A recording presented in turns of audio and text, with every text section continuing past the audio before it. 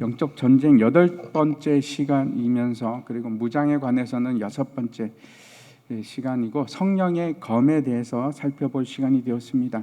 이게 이제 영적 무장에 있어서는 마지막입니다. 마지막이고, 그렇지만 이게 다 끝나는 것이 아니고, 앞에서 제가 말씀드린 대로 이 6가지로 다 완성되는 것은 아닙니다. 그 위에 더해지는 것이 있는데, 기도입니다. 그 무장 위에 반드시 필요한 것은 기도입니다. 우리가 이제 다시 한번 앞에서 나왔던 것들을 반복해서 복습하기를 원합니다. 왜 그런가? 여러분의 마음속 깊이 새겨지기를 원하기 때문에 그렇습니다. 첫 번째 무장은 진리의 허리띠입니다. 진리 위에 서시기 바랍니다. 진리는 하나님의 말씀입니다. 두 번째는 의의 후신경. 여러분의 심정과 마음과 생각을 지키십시오. 뭘로 지키는가? 하나님의 의, 예수 그리스도를 믿는 믿음이 여러분의 의가 되고, 하나님의 사랑이 여러분의 의가 됩니다. 우리의 의입니다. 이것이 두 번째. 세 번째는 복음에 준비한 신입니다. 평안의 신입니다. 평안의 신, 복음에 준비한 신은 무엇인가 하면, 하나님과 우리 사이에 예수 그리스도의 화목제로 인해서 이제 저주가 사라졌습니다. 우리는 영원히 하나님의 기뻐하는 아들과 딸이 되었습니다. 그래서 기뻐하십시오. 거기에서 조금 더 흔들리지 마십시오.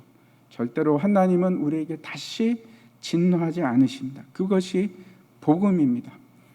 그리고 네 번째는 믿음의 방패입니다. 믿음의 방패를 가지는 것은 어떤 것인가 하면, 하나님의 약속을 믿는 믿음이고, 하나님께서 우리에게 계획하신 그 계획의 섭리를 믿는 믿음이고, 그리고 함께 믿음을 가지고 싸워나가는 것을 말합니다. 다섯 번째는 구원의 투구입니다. 지난 시간에 우리가 말씀을 함께 나눴는데, 구원의 투구를 쓰는 것은 뭔가? 첫 번째, 여러분 예수 그리스도의 죽으심과 부활하심을 믿으십시오. 역사적 사실입니다. 여러분의 감정과 여러분의 생각과는 아무 상관이 없습니다. 그걸 의지하시기 바랍니다. 그 사실에 흔들리지 마시고, 두 번째는 두렵고 떨림으로 구원을 이루는 일입니다. 성화를 이루십시오. 그걸 어떻게 하는가? 내가 하나님의 말씀을 순종하는 것, 그것이 두렵고 떨림으로 내 구원을 이루어가는 것입니다. 성화를 이루시기 바랍니다. 예수 믿는 사람들은 거룩해야 합니다. 지저분하면 안 됩니다. 정결하시고 거룩하십시오. 세 번째 구원의 투구로 쓰는 것은 구원의 소망을 가지고 살아가는 것입니다. 세상을 바라보지 마시고 저 천국, 우리의 본향을 바라보십시오. 그때 우리가 세상을 이길 수 있습니다. 이제 오늘 이제 6번째 무장인데 17절 말씀을 다시 우리가 함께 다시 한번 보도록 하겠습니다. 같이 읽겠습니다. 시작. 구원의 투구와 성령의 검 곧 하나님의 말씀을 가지라. 성령의 검, 하나님의 말씀을 가지라, 이렇게 말씀하고 있습니다. 검에 대해서 먼저 생각을 해봤으면 좋겠는데, 지금까지의 모든 무장은 우리의 몸을 가리거나 보호하기 위한 것입니다. 그래서 온 몸에 무장을 한다고 해서, 다시 말씀드려서 갑옷을 입는다고 해서 그 일로 적이 쓰러지거나 적이 도망을 가거나 적이 항복을 하거나 그러지는 않습니다. 언제 적이 항복하고 도망갑니까? 우리가 공격을 할 때, 대적 맞서 싸울 때입니다. 근데 무엇으로 싸울 겁니까? 성령의 검, 하나님의 말씀으로 싸우는 것입니다. 다른 게 없습니다. 만약에 이것이 없으면 사탄은 도망가지도 않을 것이고 패배를 인정하지도 않을 겁니다. 반드시 필요한 겁니다. 영적 무장에 반드시 필요한 것이 검입니다. 로마 군인들이 사용했던 검을 한번 보도록 하겠습니다. 저렇게 생겼습니다. 생각보다 길지 않습니다. 그 중국 사람들은 굉장히 길고 큰 칼을 선호합니다. 그래서 이제 옛날에는 중국 칼이 얼마나 컸냐면 사람 키만큼 크고 무게도 굉장히 무거워서 몇 킬로가 나갈 정도로 그런 걸로 싸웠는데, 로마 군인들이 쓰던 저 칼은 그렇게 큰 칼이 아닙니다. 우리나라는 어땠을까요? 우리나라는 큰 칼을 사용합니까? 아니면 작은 칼을 사용합니까? 우리나라도 저렇게 작은 칼을 사용했습니다. 50cm, 60cm 되는 그런 칼입니다. 그래서 이 무게가 어느 정도 나가는가 하면 한 1kg 정도 나가는 아주 쉽게 사용할 수 있는 검입니다. 이걸 글라디우스라고 하는데, 왼편에 차는 것이 아니고 오른편에 찹니다. 왼편은 이제 손으로 방패를 들고 있기 때문에 오른편에 차고 이렇게 바로 꺼낼 수 있게, 그러려면 또 짧아야겠죠. 근데 또 다른 이유가 있습니다. 이 검이 싸울 때 짧은 것이 좋을까요? 긴 것이 좋을까요? 상황에 따라서 다릅니다. 때로는 긴 것이 좋고 때로는 짧은 것이 좋겠지만, 짧은 것이 언제 분명하게 좋은가 하면 근접해서 싸울 때입니다. 바로 붙어서 싸울 때는 큰 것은 전혀 필요가 없습니다. 오히려 걸거칠 뿐입니다. 특별히 이제 로마 군인들은 큰 방패를 가지고 있었기 때문에 만약에 칼이 길면은 이게 힘들 뿐입니다. 그래서 저렇게 길지 않은 그런 검을 사용합니다. 또 한 가지 우리가 주위에서 볼 것은, 우리나라 칼은 칼날이 하나입니까? 아니면 둘입니까? 한쪽이죠. 그래서 칼 등이 있고 칼날이 있는데, 저 로마 군인들이 쓰던 칼은 양날입니다. 그래서 저걸로 찌를 수도 있고 왼쪽 오른쪽 이렇게 휘둘러서 벨 수도 있는 그런 칼입니다. 양날을 사용하는 칼입니다. 이제 칼을 사용하는 이유는 두 가지가 있습니다. 하나는 어떤 걸까요? 당연히 저 칼은 찌르고 싸우기 위해서, 공격하기 위해서 사용합니다. 그렇죠? 그것이 주된 이유지만 또 그것만이 아닙니다. 저 칼을 또 막아내기 위한 방어용으로도 사용이 됩니다. 두 가지입니다. 칼도 역시 공격용으로 쓸 수도 있고 방어용으로 쓸 수도 있습니다. 사탄은 예수 그리스도에 의해서 완전히 패배했습니다. 그리고 그 머리가 상하게 됐는데, 언제 그 일이 일어났습니까? 십자가상에서 그 일이 일어납니다. 머리가 상합니다. 그리고 완전히 패배를 했기 때문에 더 이상 전세를 역전시킬 수는 없습니다. 뒤집을 수 없습니다. 분명히 승패는 정해졌습니다. 하나님 나라가 이겼습니다. 승리했습니다. 그런데 각 사람에게 있어서도 그런가? 우리 각 개인에게 있어서도 무조건 승리인가? 그렇지는 않습니다. 우리 중에는 사탄에게 져서 영원한 생명을 빼앗길 자가 있을지도 모르겠습니다. 하지만 오해하지 마십시오. 하나님의 인치심을 받은 자는 분명히 끝까지 승리합니다. 그런데 우리 중에는 그렇지 못한 사람이 있을 수도 있습니다. 여전히 아직도. 마태복음 13장에 보면은 4가지 밭에 관한 비유가 나옵니다. 하나 넘겨주시기 바랍니다. 밭에 관한 비유인데, 잘 아시지요? 길가에 떨어진 씨앗이 있고, 그 다음에 돌짝밭에 떨어진 씨앗도 있고, 그리고 가시떨기 밭에 떨어진 씨앗, 그리고 마지막에 좋은 밭에 떨어진 씨앗이 있습니다. 이게 이제 4가지 종류의 밭인데, 길가 밭이라는 것은 어떤 뜻인가 하면 외인을 얘기합니다. 이게 무슨 말인가 하면, 교회를 다니지 않는 사람들, 예수를 믿지 않는 사람들을 의미합니다. 그것이 길가입니다. 여기는 아무리 뿌려봤자 뿌리가 내리지도 못하고 잎이 나지도 못합니다. 새가 와서 쪼아먹고 끝이 납니다. 복음이 들어가질 못하는 겁니다.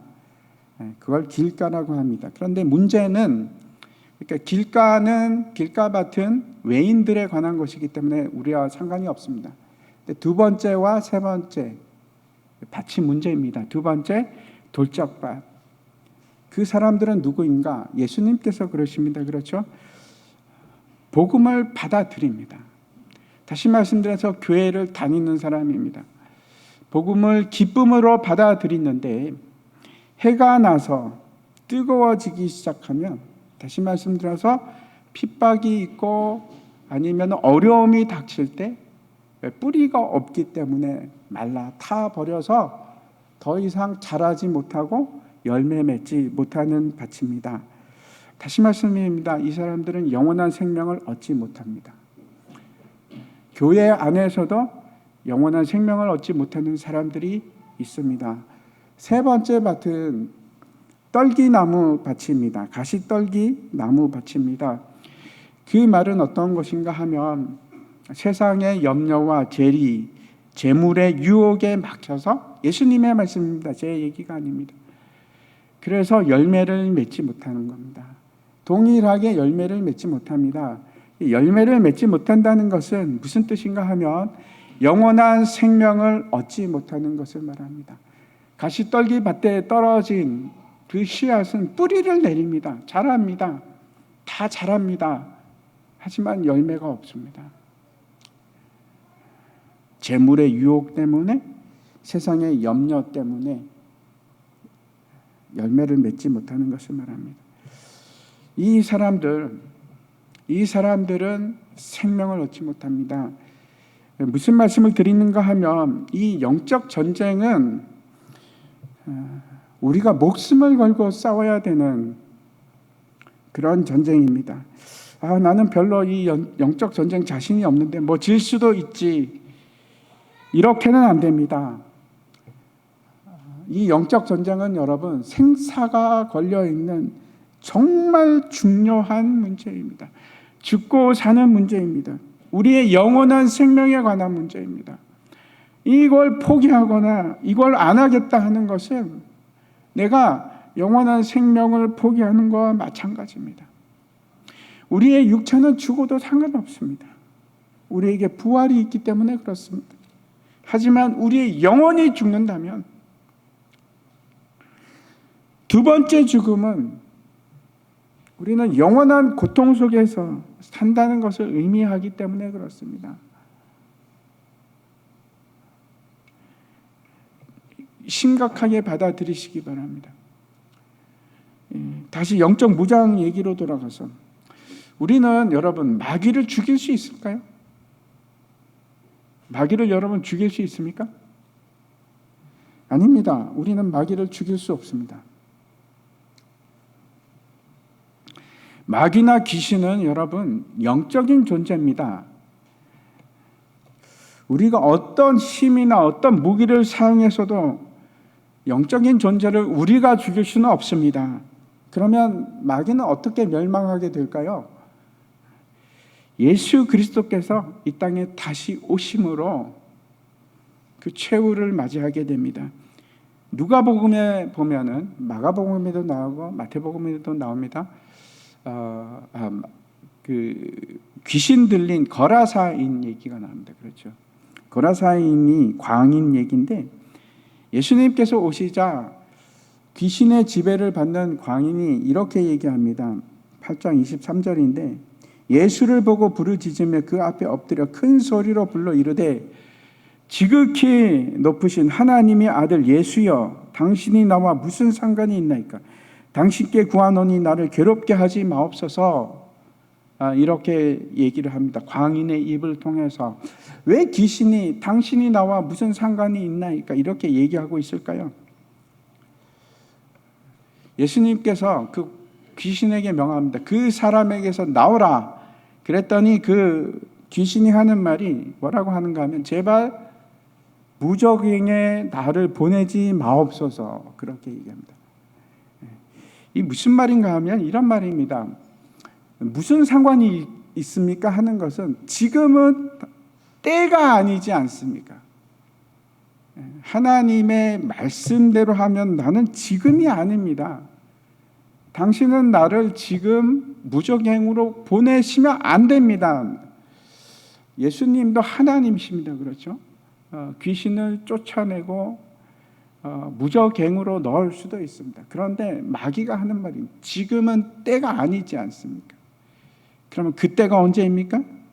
사탄이 멸망하는 때를 한번 요한계시록을 통해서 보도록 하겠습니다. 20장입니다.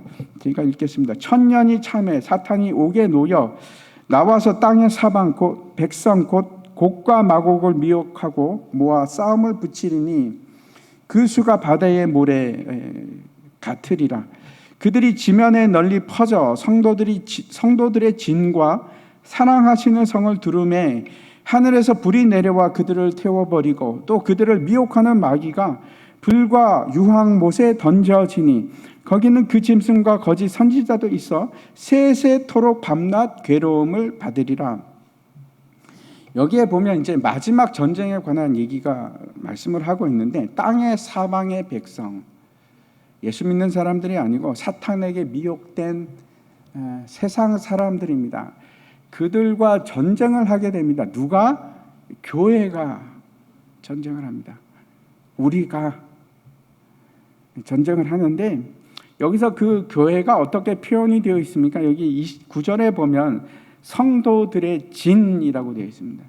진이라는 것은 텐트를 치고 있는 그런 걸 얘기하는데 이게 어떤 뜻인가 하면 우리는 이 땅에 나그네입니다. 나그네의 삶을 사는 사람들입니다. 그 교회, 사랑하는 성, 이것도 마찬가지로 교회를 상징합니다. 그걸 애워싸고 이제는 더 이상 물러설 수가 없는 지경이 되었을 때 그때 누가 오십니까? 예수 그리스도께서 이 땅에 오십니다. 그리고 심판을 하시는데 하늘에서 불이 내려와 그들을 태워버리고 아주 신속하게 그들을 심판하신다, 그런 의미입니다. 그리고 그들이 영원한 지옥에서, 사탄과 그 무리들은 지옥에서 영원한 형벌을 받게 됩니다. 왜 이 말씀을 드리는가 하면 이 전쟁이 얼마나 치열하고 생사를 두고 싸우는 그런 심각한 싸움인가 하는 것을 말씀드리기 위해서입니다. 이 전쟁은 여러분 나 개인 한 사람만의 문제가 아닙니다. 한 사람만의 문제로 끝나는 것이 아니고 결국은 교회와 사탄과의 싸움입니다. 용과의 싸움입니다. 다시 요한계시록 12장 말씀을 한번 보도록 하겠습니다. 17절인데 용이 여자에게 분노하여 돌아가서 그 여자의 남은 자손 곧 하나님의 계명을 지키며 예수의 증거를 가진 자들과 더불어 싸우려고 바다 모래 위에 서 있더라. 이 용은 사탄을 의미합니다. 그 사탄이 누구랑 싸웁니까? 여자랑 싸웁니다. 한 장 넘겨주십시오. 없습니까? 네. 요한계시록 12장 17절 말씀인데 사탄이 여자와 싸우는데 싸우려고 지금 바다 모래 위에 서 있습니다. 지금까지 제가 영적 전쟁의 무장에 대해서 쭉 말씀을 드리면서 지금까지는 제가 개인의 전쟁에 대해서 말씀을 드렸습니다. 맞습니다. 우리 개개인의 싸움이기도 합니다. 그런데 거기서 끝나는 것이 아니고 이 전쟁은 천국 백성들과 악한 세력과의 싸움입니다. 함께 싸우는 겁니다. 내가 하나 져서 끝나는 싸움이 아니고 우리 모두가 싸워서 결국은 승리해야 되는 그런 싸움입니다. 물러서지 마시고 포기하지 마십시오. 내 일이 아닌 것처럼 생각하지 마십시오. 지금까지도 용은 교회와 아주 치열하게 싸움을 합니다. 앞으로 남아있는 교회에 전쟁이 있습니다. 이 전쟁은 지금보다 훨씬 강하리라고 생각합니다.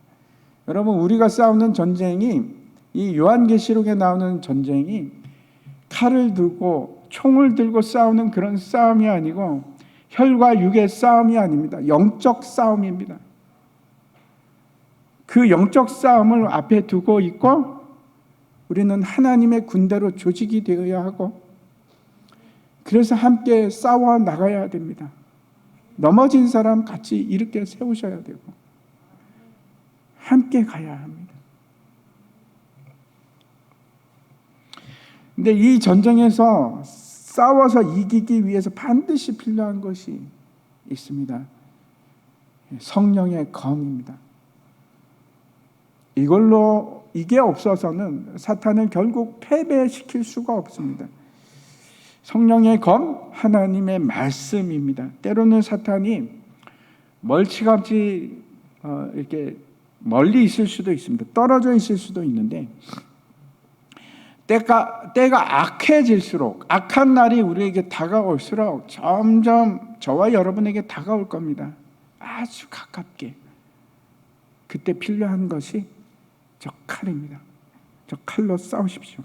짧지만 강력한 성령의 검으로 싸우는 겁니다. 앞에서 제가 말씀드렸는데 이 검은 공격용이기도 하고 방어용이기도 합니다. 날카로운 칼을 저 검으로 막아내셔야 합니다. 예수님께서 누가복음에 보면 이런 말씀을 하십니다. 같이 한번 읽겠습니다. 시작. 이르시되 이제는 전대 있는 자는 가질 것이요 배낭도 그리하고 검 없는 자는 겉옷을 팔아 살지어다. 이 말씀은 언제 하신 말씀인가 하면 예수님께서 제자들과 함께 마지막 만찬을 하시고 겟세마네 동산으로 기도하러 떠나시기 바로 전에 했던 말씀입니다. 그 전에 예수님께서 제자들을 둘씩 파송을 하셨습니다. 그때는 뭐라고 합니까? 너희가 전대도 가지지 말고 두 벌 옷도 가지지 말고 두 벌 신도 가지지 말고 그냥 가라. 이렇게 말씀을 하셨는데 이제는 다릅니다. 이렇게 얘기합니다. 전대를 준비해라. 배낭을 준비해라. 그리고 너에게 칼이 없느냐? 겉옷을 팔아서라도 칼을 사라. 여러분, 칼은 겉옷은 굉장히 중요한 필수품입니다. 팔레스타인 땅에서 낮과 밤의 그 온도차가 너무나 심하기 때문에 밤이 되면 얼어 죽습니다. 추워서. 제가 2월 달에 갔던 적이 있는데 2월 달은 뭐 낮에도 춥고 밤에도 추운데 해가 지면 춥습니다. 해가 지면 춥습니다. 중동 땅이 그렇습니다. 근데 그때 반드시 필요한 것이 겉옷인데 심지어 겉옷을 팔아서라도 무엇을 준비하라고 합니까? 전쟁 준비를 하라고 합니다. 전쟁 준비를.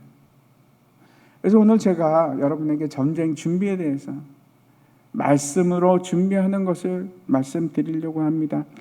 영적 전쟁 준비를 하는 겁니다. 오늘 본문 말씀을 다시 한번 보시면 구원의 투구와 성령의 검, 곧 하나님의 말씀을 가지라. 하나님께서 그 자신의 말씀을 뭘로 표현합니까? 검, 칼로 표현하고 있습니다. 우리가 기억할 것은 검은 우리가 아닌 하나님으로부터 옵니다. 우리 것이 아닙니다. 하나님의 것입니다. 모든 성경은 하나님의 감동으로 된 것입니다. 믿으십니까? 성령을 통해서 쓰여졌고 성령을 통하지 않고는 이해할 수도 없고 깨달을 수도 없습니다. 그게 하나님의 말씀입니다.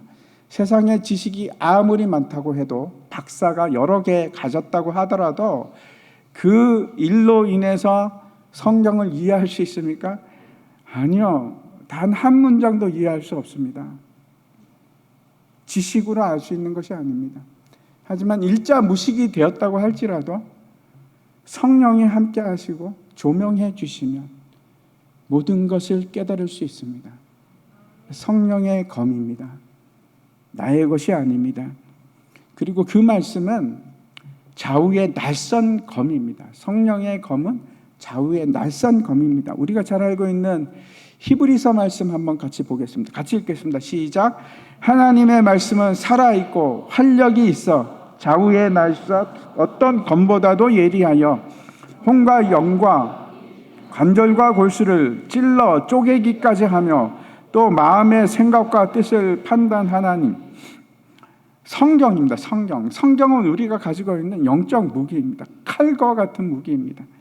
성경은 우리 자신을 찔러 쪼개어서 우리를 속이 드러나게 하는데 우리의 부패한 마음을 드러나게끔 하고 그걸 하나님 앞에 내보이게 하고 우리가 죄인됨을 고백하게 함으로써 오히려 그것이 우리에게 보호가 됩니다. 우리가 하나님 앞에 모든 것을 내려놓고 내 마음을 다 털어놓을 때 그건 여러분 막강한 우리의 보호가 됩니다. 내가 죄인인 것을 고백하는 것은 하나님께서 나를 보호하심입니다. 그래서 보호가 됩니다. 그런데 성령의 검은 그것으로 끝나는 것이 아니고 이 말씀은 마귀의 괴계를 찌를 수 있는, 마귀를 대적하고 싸우는 그런 공격용 검입니다. 무기이고 칼입니다. 제가 성경을 대하는 태도에 대해서 6개 단계로 말씀을 드리려고 합니다. 그 알렌 파라는 분이 말씀하신 걸 보고 제가 그걸 인용해서 말씀을 드리는데 그 단계들을 한번 잘 보시기 바랍니다. 지금 보여드릴 텐데, 그리고 여러분 가만히 계시는 것이 아니고 나는 몇 번째 단계에 속하는가 하는 것을 꼭 생각하십시오. 지금 귀를 기울여서 한번 잘 눈을 크게 뜨고 나는 어디에 속하는가 한번 보시기 바랍니다. 첫 번째입니다. 첫 번째 단계는 가장 낮은 단계입니다. 그 단계가 뭔가 하면 하나님의 말씀을 듣는, 읽음이 아니고 죄송합니다. 좀 고쳐주십시오. 들음입니다. 들음. 하나님의 말씀을 듣고 받아들이는 상태입니다. 지금 계신 여러분 말씀을 들으러 오셨죠? 여러분은 다 1단계는 지금 되신 겁니다. 하나님의 말씀을 듣는 상태입니다.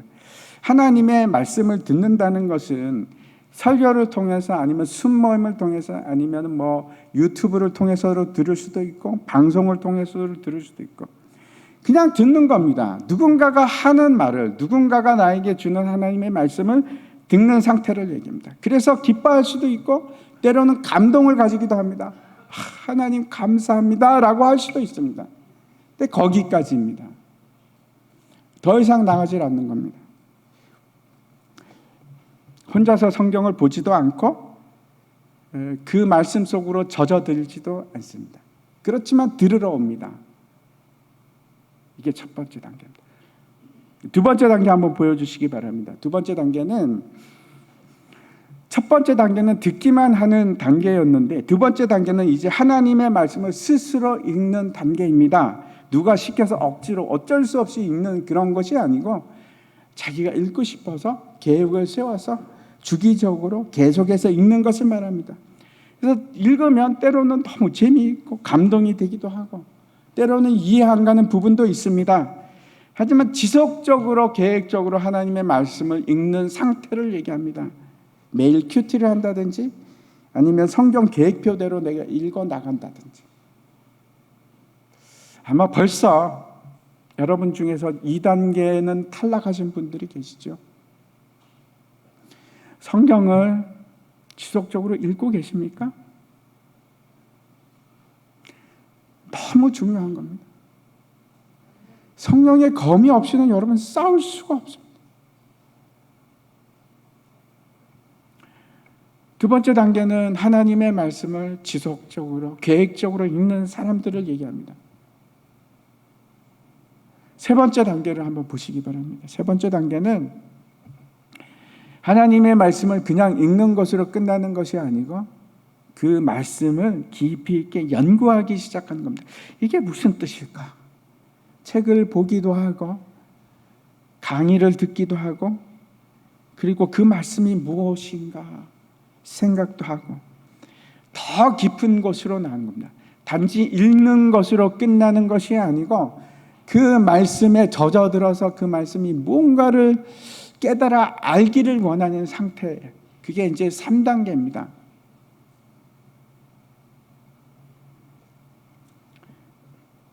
하나님의 말씀을 이해하는 것이 너무 좋은 단계. 내가 그걸 스스로 하는 것을 말합니다. 듣고 그걸로 끝내는 것이 아니라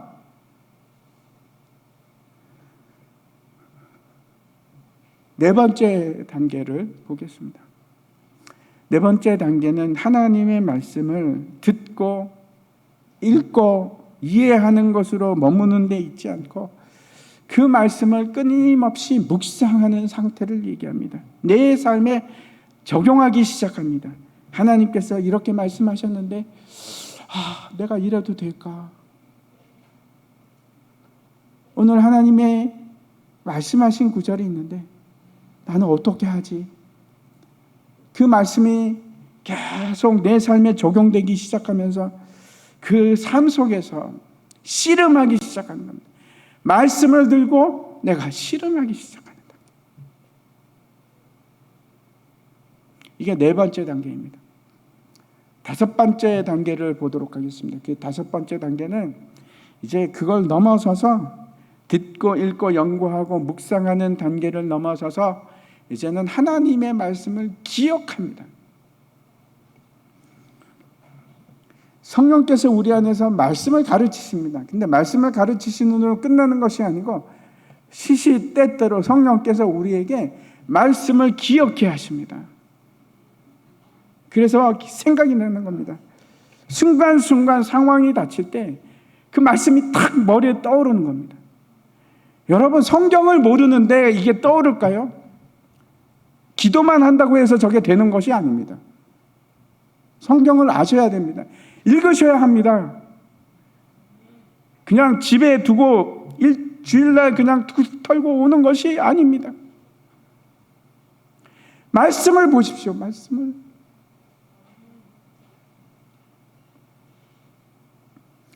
그 말씀이 내 속에서 묵상이 되고 그것이 기억이 나기 시작합니다. 생각이 나는 겁니다. 적용을 할 수 있는 그 말씀들이 떠오르기 시작하는 겁니다. 이러지 않고는 싸움을 싸울 수가 없습니다. 뭘로 싸우겠습니까?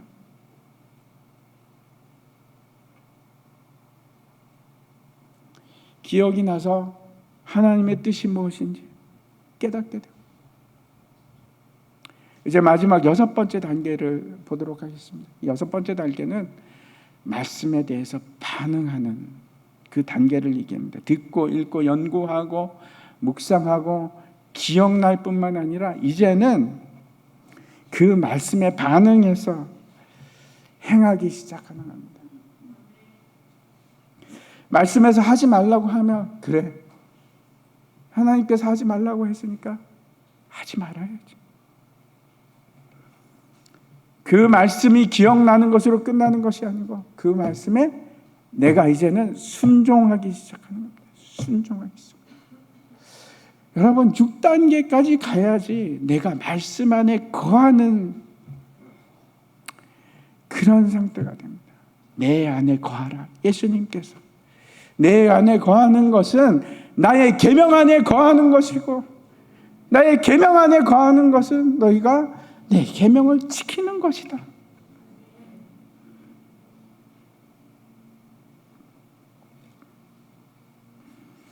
야고보서 말씀에 보면 이렇게 얘기합니다.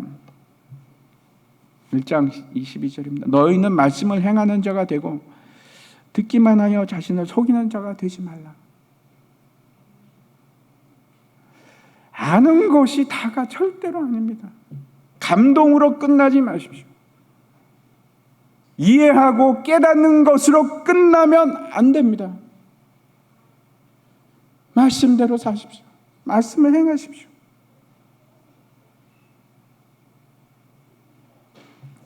여러분, 지금 솔직하게 여러분에게 물어보십시오. 나는 몇 단계인가?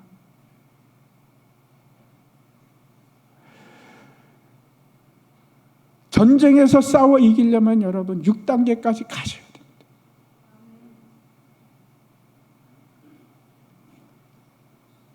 큐티하십시오. 말씀 읽으십시오. 여러분의 입에서 상황에 따라 하나님의 말씀이 기억나셔야 합니다.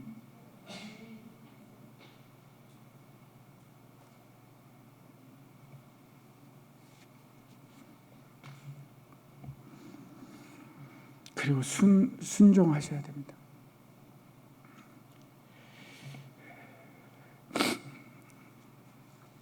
성경 안 읽어도 되겠지, 이길 수가 없습니다. 이 전장에서 이길 수가 없습니다.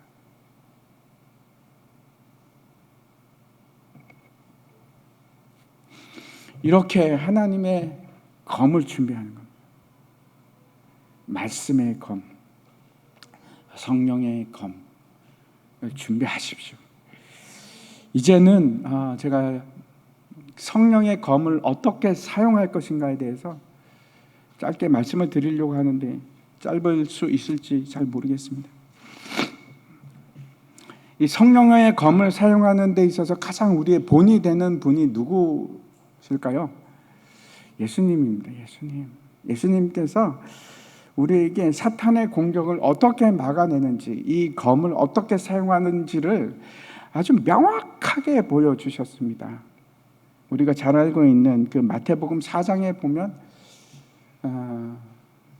사탄이 예수님을 시험하는 장면이 있습니다. 1절에 보면, 4장 1절에 보면, 그때 예수께서 성령에게 이끌리어 마귀에게 시험을 받으러 광야로 가사, 이렇게 되어 있습니다. 왜 예수님께서 시험을 받으셔야만 하는가?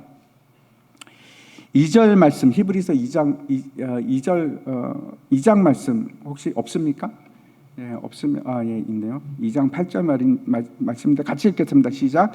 그가 시험을 받아 시험 받는 자들을 능히 도우실 수 있느니라.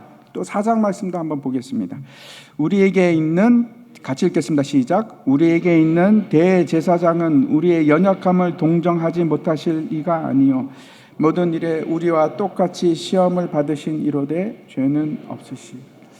예수님께서 이 땅에 계시면서 우리와 똑같이 시험을 당하시고 우리의 고통을 당하시고 그분이 먼저 십자가를 지셨습니다.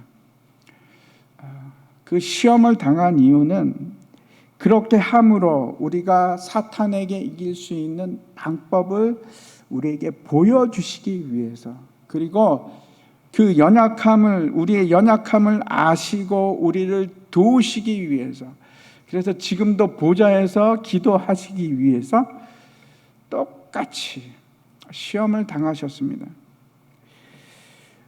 그래서 이거는 너무나 중요한 사건입니다. 사탄이 했던 첫 번째 시험은 뭔가? 예수님께 내가 만일 하나님의 아들이어든 돌들로 떡덩이가 되게 하라 하는 시험이었습니다. 그때 예수님은 밤낮으로 40일을 금식한 후에 줄이신 상태입니다. 예수님 역시 우리와 같이 인간의 몸을 입고 계셨기 때문에 목마르시고 아픔을 느끼시고 줄이십니다. 사탄이 했던 말이 이겁니다. 너 하나님의 아들이잖아. 너는 하나님의 아들이잖아. 우리도 마찬가지입니다. 너 하나님의 아들이잖아. 너 하나님의 딸이잖아. 사랑하시는 하나님께서, 너를 사랑하시는 하나님께서 당연히 그 사랑하는 자의 요구를 들어주시겠지. 네가 이걸 떡으로 바뀌라고 기도하면 하나님께서 그거 당연히 들어주시겠지. 사탄이 시험하는 패턴을 기억하십시오. 그대로 우리에게 다가옵니다. 틀리지 않습니다. 똑같이 다가옵니다. 첫 번째 요구는 언제나 똑같습니다. 육체적인 요구입니다. 우리 몸의 경제적인 필요, 우리의 욕구입니다. 그것으로 우리를 시험합니다. 여러분 한번 생각해 보시기 바랍니다. 예수를 믿게 되면 영원한 생명을 얻을 뿐만 아니고 이 땅에서도 하나님께서 모든 고난과 고통을 다 제해 주시고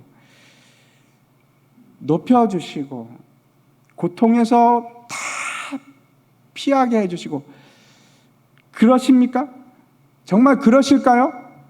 내가 예수를 믿으면 이제 행복 시작, 고생 끝, 가난도 사라지고 질병도 사라지고 죽음도 사라지고 다 끝, 그렇습니까? 그게 성경이 얘기하는 바입니까? 하나님을 사랑하면 병에도 걸리지 않습니까? 죽지도 않습니까? 가난해지지도 않습니까? 경제적 어려움이 안 옵니까? 그런 거짓말에 믿지 마십시오.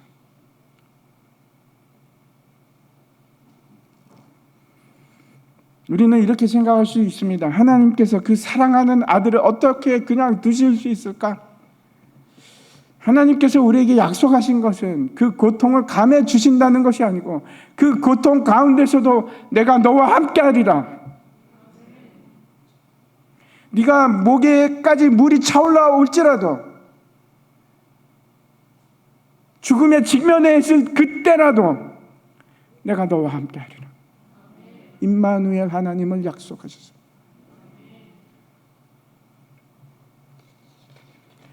고통 가운데서도 너와 함께하리라. 예수님께서 이 사탄의 공격에 대해서 말씀으로 물리치십니다. 4절 말씀입니다. 같이 한번 읽겠습니다. 시작. 예수께서 대답하여 이르시되 기록하였으되 사람이 떡으로만 살 것이 아니요 하나님의 입으로부터 나오는 모든 말씀으로 살 것이라 하였느니라 하시니. 이건 신명기 말씀입니다. 보이는 것이 중요한 것이 아니고 정말 중요한 것은 눈에 보이지 않는 겁니다. 영혼입니다. 우리의 육신보다 더 중요한 것이 있습니다. 영혼입니다. 영혼이 죽게 되면 그 사람이 모든 것을 다 취한다고 할지라도 무슨 의미가 있습니까? 하나님께서 데려가시면 끝입니다. 돈이나 물질이나 빵이나 그런 것에 우리 생명이 있는 것이 아니고 영원한 생명은 말씀 안에 있습니다. 말씀 안에.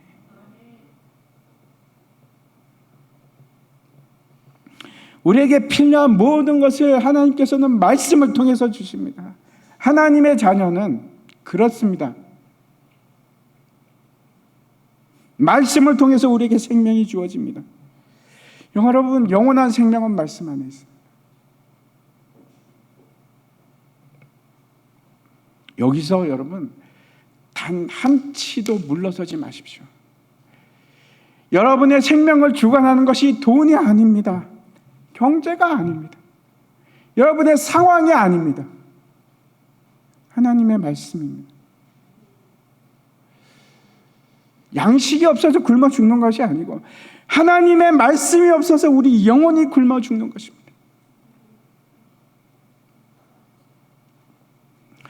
성령의 검 사용법 첫 번째, 여러분, 나의 생명은 어디에 있습니까? 하나님의 말씀에 있습니다. 이 첫 번째 매뉴얼입니다. 이거는 기본의 기본입니다. 더 이상 여기에서 물러나면 안 됩니다. 두 번째 사탄의 시험을 보도록 하겠습니다. 6절입니다. 6절에 보면 이르되 내가 만일 하나님의 아들이었든 뛰어내리라 기록하였으되 그가 너를 위하여 그 사자들을 명하시리니 그들이 손으로 너를 받들어 발이 돌에 부딪히지 않게 하리로다 하였느니라. 이 시험의 첫 번째 의도는 네가 하나님의 아들인 것을 증명하라입니다. 네가 하나님의 아들이거든 뛰어내려서 기적을 베풀게 하라. 증명해 봐라. 저도 늘 이 유혹을 받습니다. 제가 몇 번 말씀드렸지만 특별히 제가 선교사였을 때 얼마나 이 시험이 강하게 오는지 모릅니다. 또 하나님 아들 맞잖아. 기적을 일으켜. 다 잘 돼야지. 성공해야지.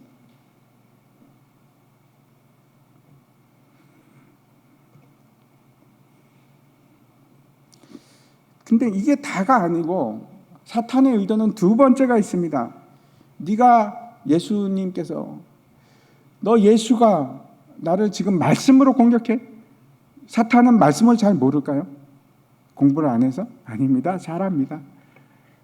우리보다 더 잘합니다. 그럼 나도 성경으로 공격하겠다. 그러면서 이 시편 91편 말씀을 듭니다. 사자들을 명해서 손으로 받들어 발이 돌에 부딪히지 않게 하겠다고 말씀하지 않았느냐? 그게 성경 말씀이다. 그렇게 돼야지. 해봐.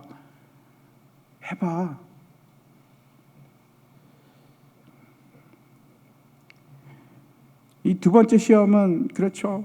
이생의 자랑입니다. 사람들 앞에서 이생의 자랑. 그것과 함께 뭘 지금 부추기고 있는가? 하나님 시험해봐. 너 이렇게 하면 정말 하나님께서 그렇게 하실지 시험해봐. 너 하나님의 아들 맞잖아. 성경에 그렇게 쓰여 있잖아. 뛰어내려봐. 정말로 하나님께서 기적을 일으키시는지. 예수님께서 대답을 하시는데 이렇게 하십니다. 또 기록되었으되, 중요한 것은 또 기록되었으되 라고 말씀하십니다. 주 너의 하나님을 시험하지 말라. 같은 신명기 말씀인데, 사탄과 또 이단들, 그 무리들이 하는 아주 자주 쓰는 방법 중에 하나가 성경의 한 구절을 딱 떼어내는 겁니다. 여러분, 성경의 한 구절을 딱 떼어내면 뭐든지 만들 수 있습니다. 뭐든지, 어떤 말이든지 만들어낼 수 있습니다. 성경은 그렇게 하는 게 아닙니다. 모든 구절과 균형을 이루고 문맥 속에서 보셔야 합니다. 여러분, 그 마음에 드는 한 구절 딱 떼가지고 앞뒤 문맥과 상관없이 사용하시면 안 됩니다. 모든 다른 성경 구절들과 일치와 균형을 이루어야 합니다. 사탄이 말한 이 인용은 그래서 틀린 겁니다. 하나님께서 지켜주시죠. 그런데 어느 때 하나님의 날개 아래에 있을 때 하나님께 순종하는 자들에게 저렇게 지켜주시는 겁니다. 하나님을 시험하는 자에게 저렇게 해주시는 것이 아니고 누구에게? 하나님께 순종하는 자에게, 그의 날개 아래에 있는 자들에게 보호를 해주신다는 말씀. 다 떼고 나서 저것만 떼서 하면 안 됩니다. 사탄이 지금 그렇게 하는 겁니다. 하나님의 뜻을 반하는 자를 보호하지 않으십니다. 이건 이제 무리바 물 사건인데 그걸 인용해서 하나님을 시험하지 말라, 여호와 하나님을 시험하지 말라, 이것으로 예수님께서 공격을 물리치십니다. 여러분, 하나님을 여러분의 성공의 발판으로 삼지 마십시오. 하나님을 시험하지 마십시오. 하나님을 내 시험의 대상으로 삼지 마십시오. 하나님을 내 편으로 만드는 것이 아니고 내가 하나님 편이 되는 겁니다. 이게 두 번째 성령의 검을 사용하는 방법입니다. 여러분의 나의 성공을 위해서, 내 자랑을 위해서, 내 위치를 위해서 그렇게 하나님을 사용하지 마십시오. 성령의 검을 사용하지 마십시오.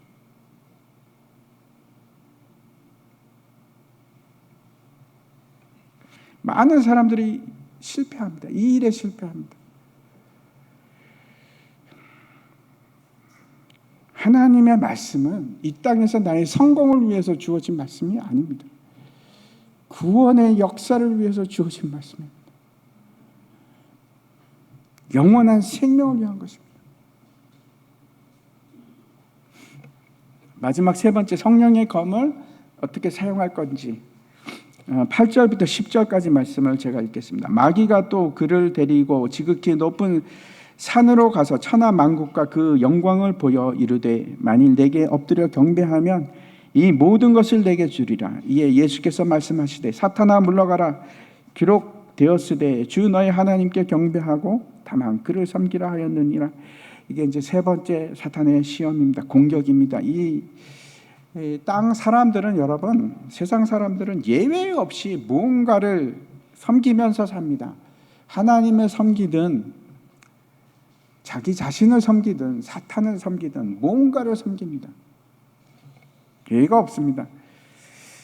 자신의 힘을 믿고 사는 사람들이 있습니다. 그러면 이 사람들은 어떤 사람들인가 하면 자신의 힘을 믿는다, 자신을 믿는다는 것은 결국 이 땅의 주관자 아래에서 자신의 능력과 자신의 힘으로 내가 무언가를 성취하는 것, 그걸 믿고 살아가는 사람들입니다. 그거는 땅의 주관자 사탄을 섬기는 것과 정확하게 똑같은 겁니다. 사탄이 유도하는 바입니다.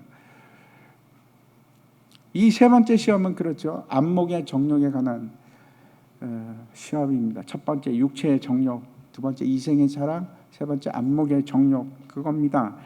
보이는 것을 다 주리라. 그런데 그것으로 그치는 것이 아니고 이거는 하나님이 주신 언약의 소망에 관한 시험이기도 합니다. 무슨 말씀인가 하면 우리가 만약에 미래에 대한 하나님의 약속을 가지고 있는 사람이라면 그걸 지금 성취하라, 그러는 겁니다. 예수님이 십자가를 지실 뿐만 아니고 온 우주를 통치할 왕이라는 것을 사탄이 모를까요? 압니다. 근데 사탄이 뭘 제안하고 있습니까? 지금 취해라. 고난 왜 필요하니? 지금 취해라. 지름길로 가자. 지금 취할 수 있어. 나에게 한 번만 경배하면.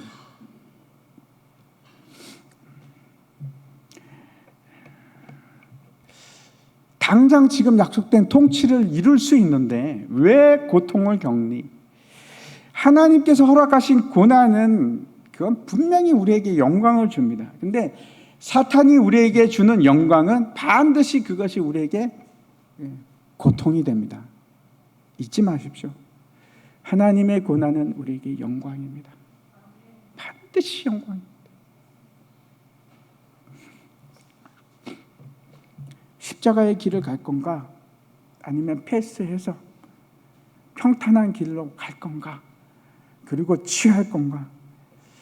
영혼을 위해서 살 것인가? 아니면 순간을 위해서 살 것인가? 만약에 우리가 쾌락과 명성과 내 지위를 섬긴다면 우리가 하나님을 섬기는 것이 아니고 우리 자신을 섬기는 겁니다.